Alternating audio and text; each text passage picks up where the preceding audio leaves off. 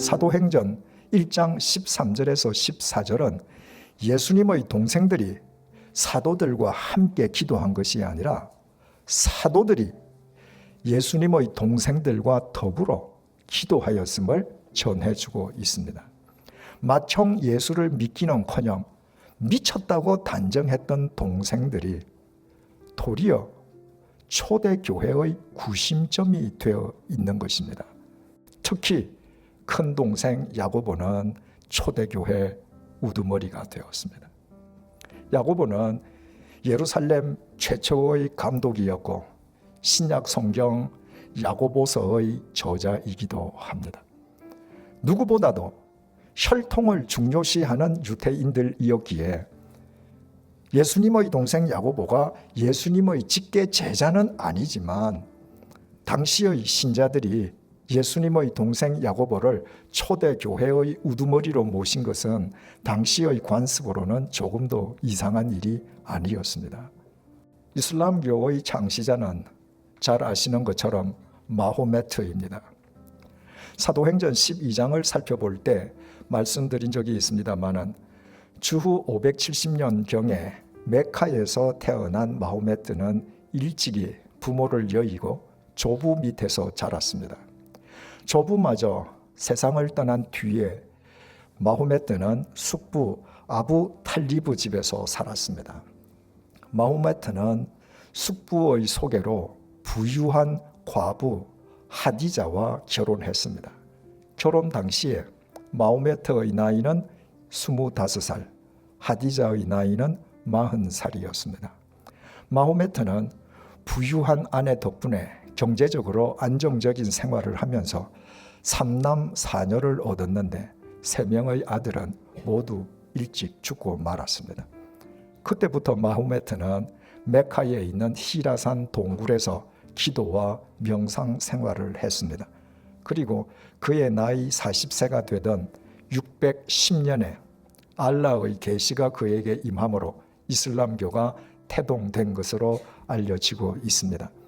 처음에는 많은 어려움이 있었지만 마호메트가 사망한 주후 632년경에는 전 아라비아 반도 대부분의 지역이 이슬람으로 통일되어 있었습니다. 하지만 마호메트의 사후에 이슬람교는 교권 다툼으로 인한 심각한 내부 분열의 진통을 겪었는데 수니파와 시아파의 분열이 대표적이었습니다.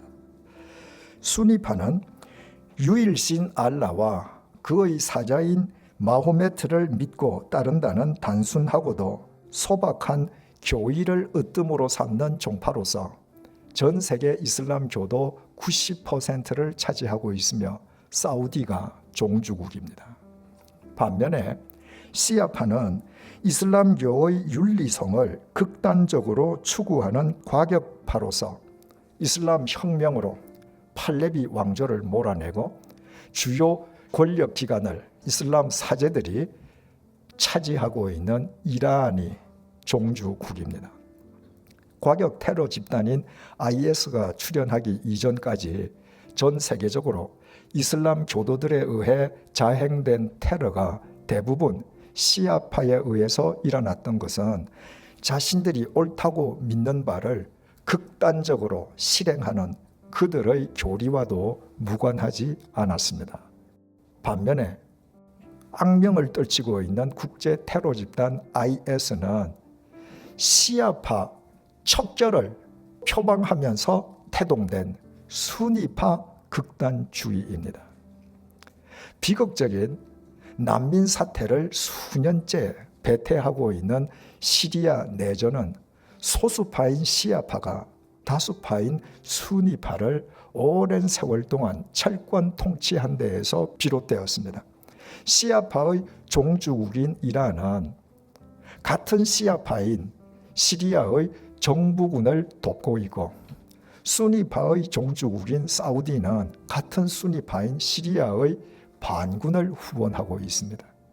거기에 시아파 척결을 내세우고 태동된 IS가 시리아 정부군을 공격하자 시아파의 종주국인 이란은 IS 공격에 온 화력을 집중하고 있습니다. 그러자 이란의 세력을 견제하기 위해서 사우디는 자신들과 뿌리가 같은 순위파인 IS를 암묵적으로 지지하고 있는 것으로 알려지고 있습니다. 예멘의 내전에서는 반대로 순위파 사우디가 정부군을 돕고 시아파 이란이 반군을 후원하고 있습니다. 모두 자기 종파를 지키기 위함입니다. 이처럼 칡농쿨처럼 얽혀있는 종파 간의 살육 분쟁이 국제 정치의 이해관계와 맞물려서 현재 중동 사태는 도무지 해결의 기미가 보이지 않고 있습니다.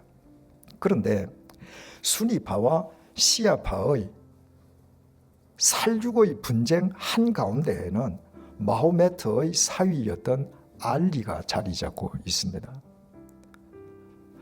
마호메트의 세 아들이 일찍 죽어버려서 마호메트에게 아들이 없었기에 마호메트의 사위인 알리의 혈통을 이어받은 사람만 이슬람의 최고 지도자가 될 수 있다는 것이 시아파의 주장인 반면에 순위파는 그것을 인정하지 아니함으로써 이슬람교는 초창기부터 분열되고 만 것입니다.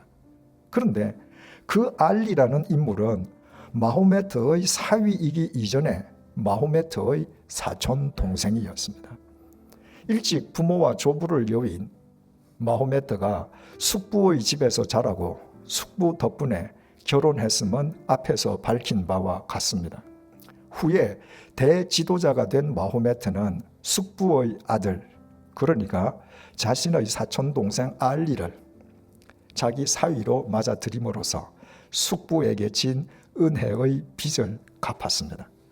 고아로 자랐던 마호메트에게 사촌 동생 알리는 친동생과 같았습니다. 그런데 그 동생 알리 때문에 이슬람교가 분열되고 만 것입니다. 결과적으로 동생이 형의 뜻을 그르친 셈이었습니다. 그러나 예수님의 동생 야고보는 달랐습니다. 예수님의 동생 야고보도 예수님과 한 어머니의 태에서 태어난 예수님과의 혈연 관계를 내세워서 교권을 장악하고 휘두르면서 교회의 지도자가 아니라 교회의 지배자로 얼마든지 군림할 수 있었습니다. 마호메트의 동생 알리처럼 아들이 없는 예수님 대신에 예수님의 동생인 자기의 핏줄을 이어받은 사람만 교회의 최고 지도자가 될 수 있다고 주장하면서 교권을 장악하고 세습할 수도 있었습니다. 무엇보다도 혈통을 중요시하는 유대인들이었기에 그와 같은 주장은 유대인들에게 얼마든지 설득력을 지닐 수 있었을 것입니다. 오늘 본문에서 누가가 야고보에게 경의를 표하기 위해서 야고보에게로 들어갔다라고 기록할 정도로 뭇 그리스도인들로부터 존경받던 야고보가 만에 하나라도 그런 시도를 획책했더라면 기독교회 역시 이슬람교처럼 초창기부터 분열되고 말았을 것입니다. 그러나 예수님의 동생 야고보는 결코 그런 어리석음을 범치 않았습니다. 예수님의 동생 야고보는 주님의 몸된 교회를 위해서 승천하신 예수님의 빈 자리를 잠시 메우는 자기 역할에 충실했습니다. 그리고 야고보는 사도행전 15장을 끝으로 사도행전 무대에서 조용히 퇴장했습니다.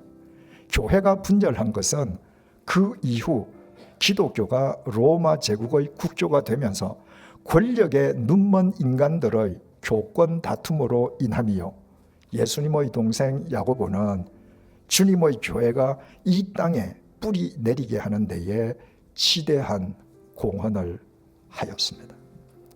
역시 야고보는 예수님과 한 어머니의 태에서 태어난 예수님의 동생다웠습니다. 있습니다.